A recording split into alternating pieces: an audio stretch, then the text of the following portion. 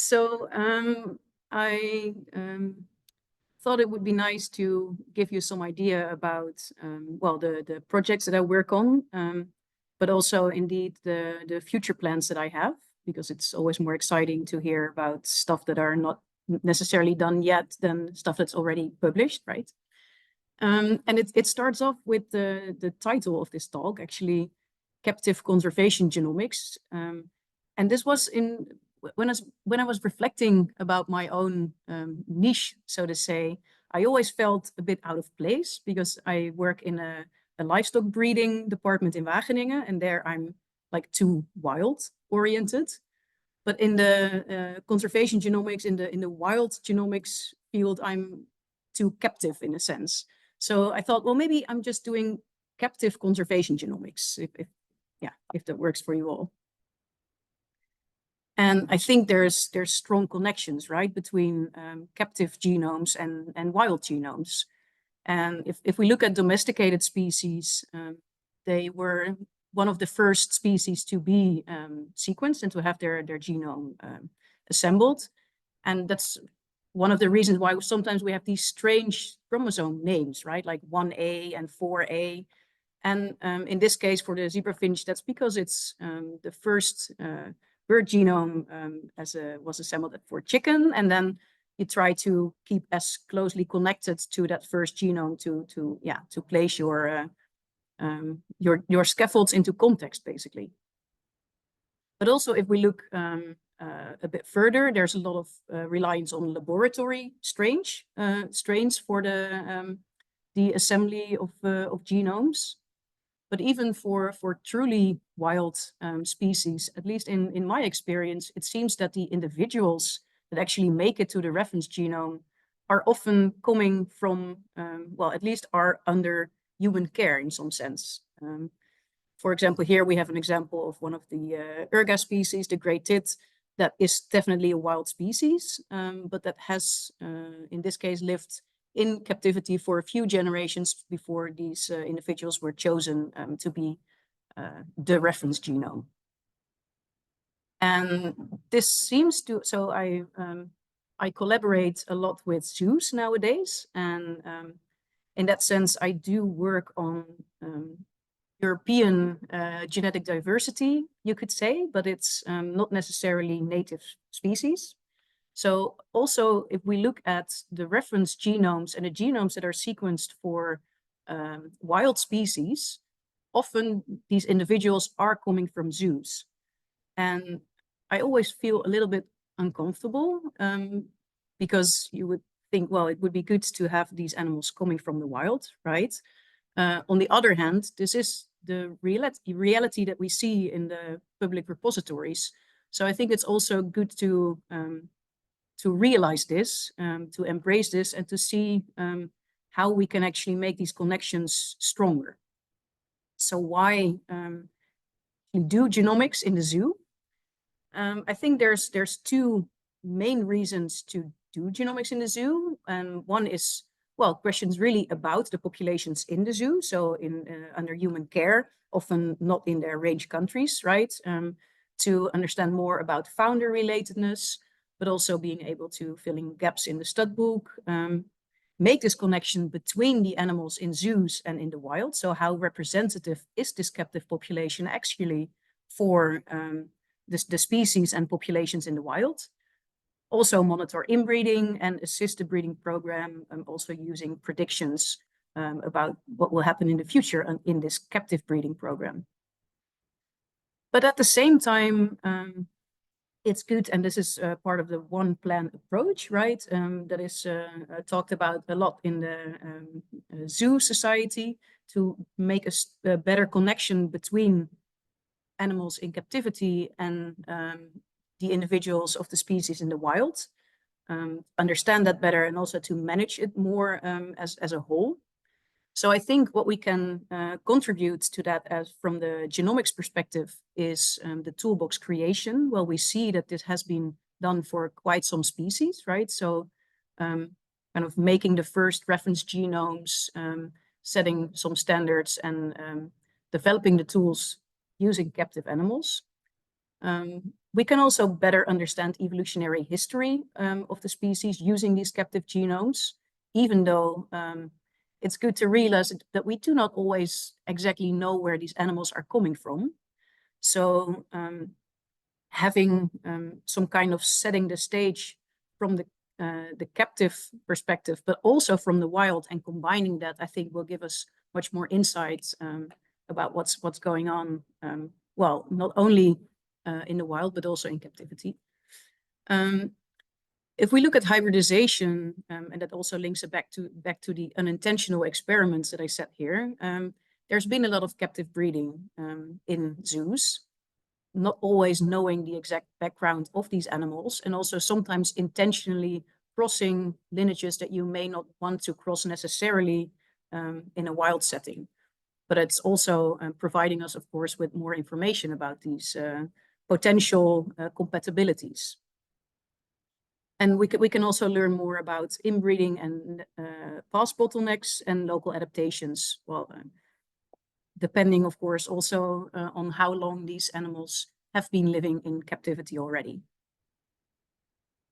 And that's the part that I will focus on mostly for the rest of my talk. So, like I said, I do collaborate a lot with European zoos.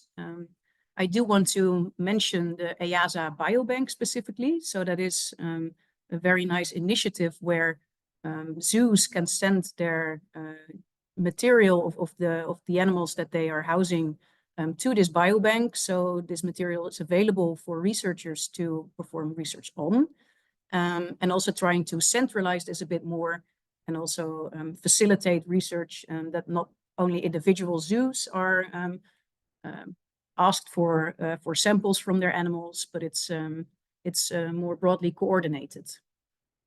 And this is now also expanded with cryopreservation initiatives, which I think is very exciting. So I will now explain a bit more about our Asian elephant project. And this, the VD grant that I just got, which is called Expansion. And here we want to really exploit pan-genomic information to counteract genome erosion, basically, and to understand the effects of hybridization. So pan-genomics is a relatively novel field. I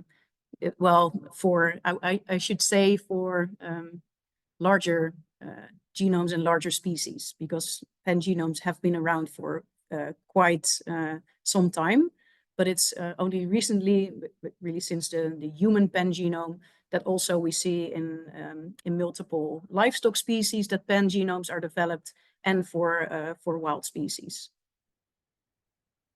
Now, if we look at Asian elephants, they are clearly under pressure. I think they are in a way not very different from other large mammal species and endangered species that we see, in the sense that their habitat is highly fragmented. But for many of these isolated fragments, we do not really know for how long they've been isolated and how unique the genetic diversity is that is present in these fragments. And now currently there's 4 Asian elephant subspecies recognized. We have Elephas maximus maximus on Sri Lanka. And there's Indicus on the mainland, Sumatranus on Sumatra, and Borneensis on Borneo. And actually the Bornean subspecies has only been, say, officially recognized this year, although many people already knew for quite some time that this is a unique lineage. But some of these populations are very much under pressure. And one of the questions that we have in this project is there potential for hybridization? So bringing or reconnecting lineages that have been isolated at some point. But then when we think about hybridization, in a way, it's kind of a double-edged sword, right? And there's a lot of discussion going on when it's a good idea to, for example, perform genetic rescue, to reconnect populations, and when these populations are too different or are too isolated to actually make that step. So when we have two genomes coming from two different backgrounds, in a way they can be too similar, right? So then we have a lot of inbreeding. We see that harmful mutations become homozygous. We have these runs of homozygosity. As you can see here, right? So we have here a homozygous harmful mutation and quite some inbreeding in this particular individual. But genomes can also be too different. We can say they're too different because the genomic compatibility is not optimal. So it will cause fertility issues, for example.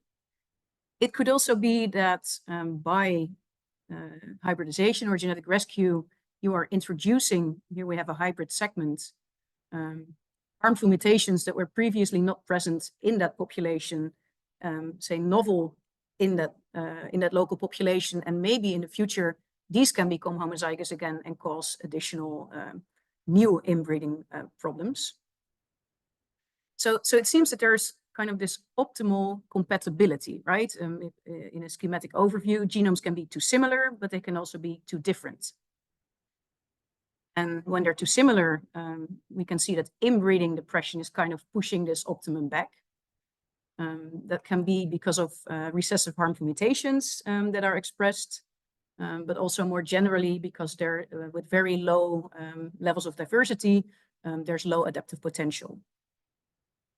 But we can also see that outbreeding is pushing back basically from the other side. And outbreeding depression can be observed, well, because these genomes are not compatible, but also because maladaptive genes are added to a population, or there's novel harmful mutations. And with these novel harmful mutations, I mean mutations that are basically deleterious regardless their context in the environment or their context in a genome. So now the question is when we look at Asian elephants, where these combinations of populations basically are along this axis, right? Are they too different? Are they perfectly fine? And are they optimal combination, or maybe too similar in some of these populations that experience inbreeding depression?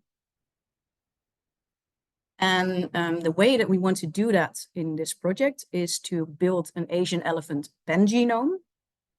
And for that, we generate assemblies for the different subspecies. We are planning to generate more high quality assemblies and also for more local populations along the mainlands. So far, we aim for 3, but we want to have more. We're doing this using nanopore sequencing, but also supplement that with Illumina short read resequencing of more animals from those particular populations. These are initial assemblies that we made. This is based on the nanopore 9.4 chemistry. So these assemblies are far from perfect. We compare them to the high quality ELEMAX assembly that is present already and stems from 2022. They're a bit worse, and we are planning to also improve these assemblies to really build a high quality pangenome. So in this project, we want to look at genetic health. So basically within populations, look at compatibility between populations, try to identify populations at risk and see how we potentially could mitigate those risks by hybridization. And well, I put dissemination here as a fourth work package, so to say, but actually would like to have more dissemination, but also interaction with different stakeholders from the beginning of this project.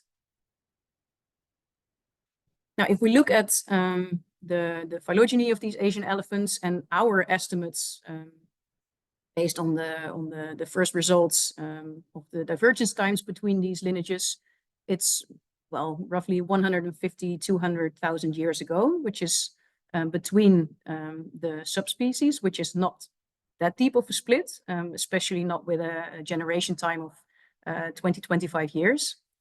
But it's also not nothing, right? So try to place these combinations along these compatibility axis is not necessarily easy.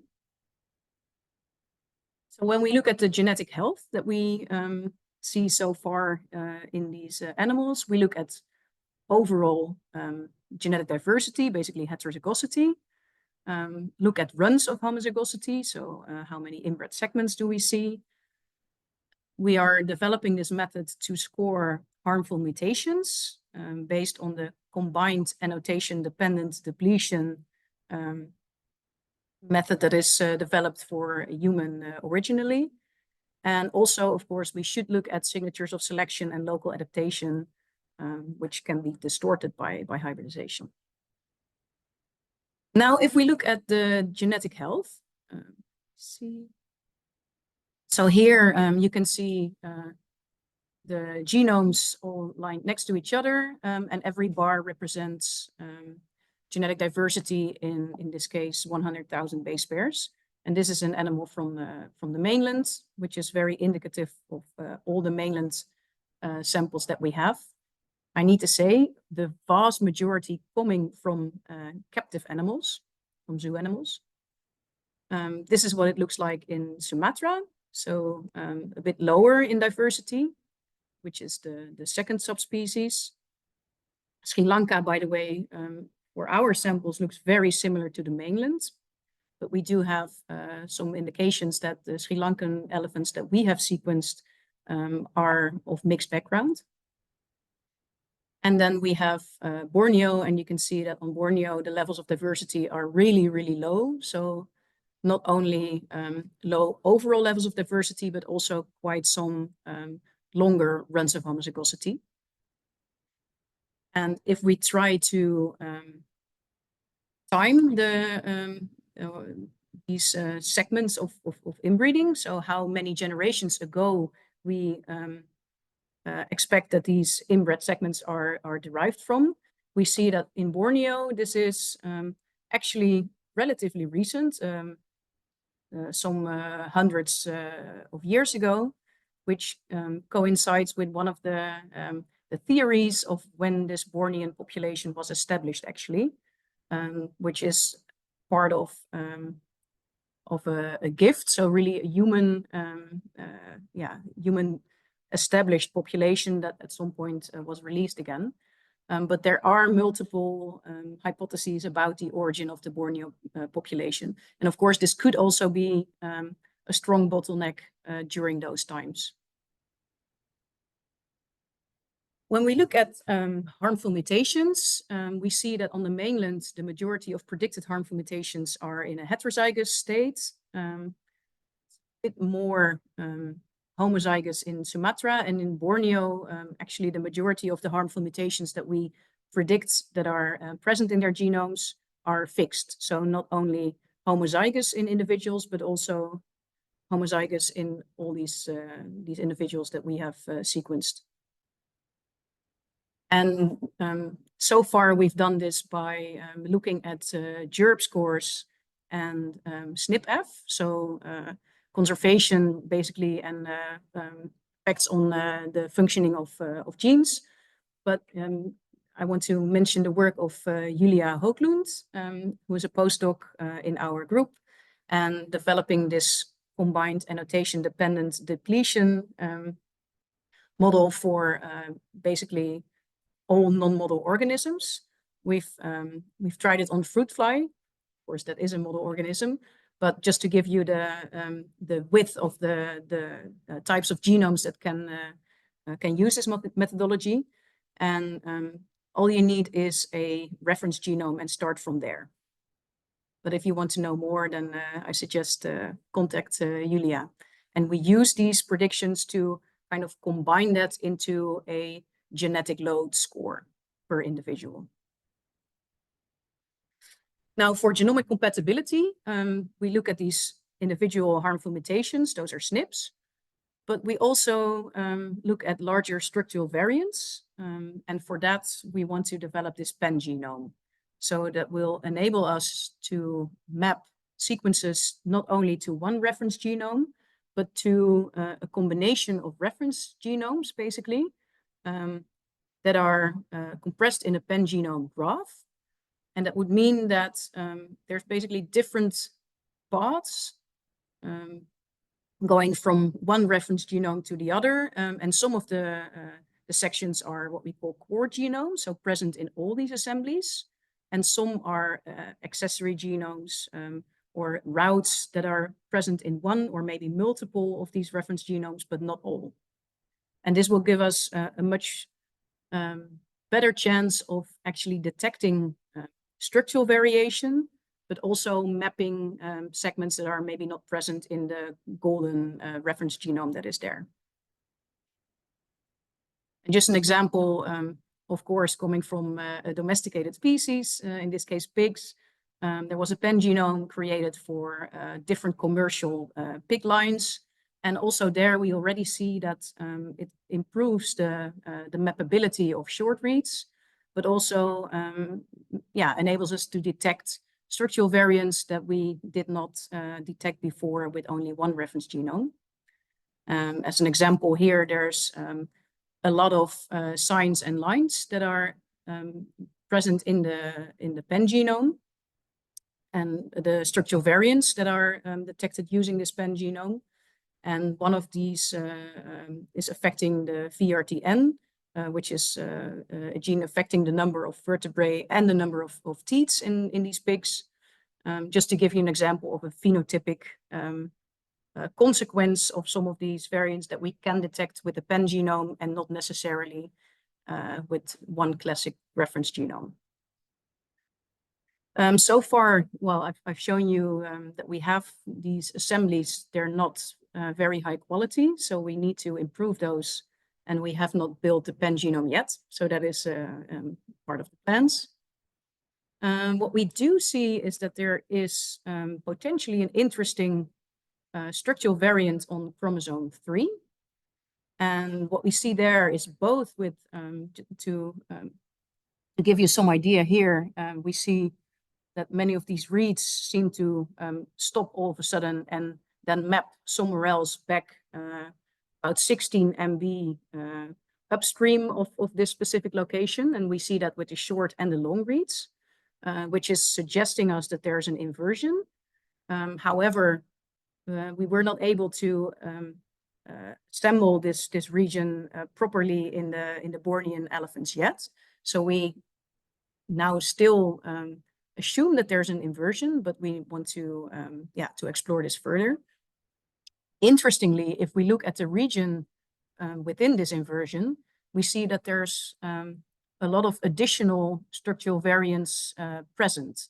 Here, for example, you can see a deletion of, well, hundreds of thousands of kb that is present in all the Bornean elephants that we have resequenced so far. And we detect that with both the long reads and the short reads. And we also looked at, in this specific region, the JERP and the SNP-F scores, and we see that there are some interesting mutations. So those are on the single mutation, the SNP level, that are potentially causing phenotypic effects. And if we look at the function of the genes that are in this large block, that there's a lot of genes involved in keratinization, skin formation, and hair growth. And that's, of course, very interesting. Also, if you're looking phenotypically at, on the right, an elephant from Borneo, and on the left, an elephant from the mainland, both of the same age and sex, you see that they look quite different, right? So this might be an important structural variant that could affect the genomic compatibility, but also phenotypic compatibility, and something to keep in mind. And also, because these Bornean elephants are so inbred and seem to have gone through a very strong bottleneck, is this actually just drift, that this structural variant became fixed, or does it have adaptive advantages. So how do we now make sure that these results are also used in conservation, right? And of course, we're now starting this project to predict the compatibility and the effect of hybridization between different populations. So also talking with stakeholders, what type of management decisions would be possible, and also very practical, like if we want to reestablish gene flow, will like 5 individuals per year be transported from location A to B, or is this more in a natural setting, and simulate those processes? Oh yeah, that's basically what we see here. And we're also making use of this new toolbox called Life on the Edge. And I think there's been an ERGA talk about this toolbox before. And it was published recently by Chris Barrett. So I also advise you guys to have a look at that work, which is very exciting, I think. And another thing, now we've generated all these captive genomes. Of course, we can look at the variation that is present across all these genomes and develop a SNP panel, not only suitable for specific questions in the zoos, but also usable across the range, right? And hopefully also capable of detecting variation using less invasive samples. And we are starting collaborations on that as well. One of the questions could be, how effective are these corridors that are developed now in India? But my main point is that for me, captive and wild genomics really goes hand in hand, or trunk in trunk, however you want to call it. And yeah, I'm happy to take questions.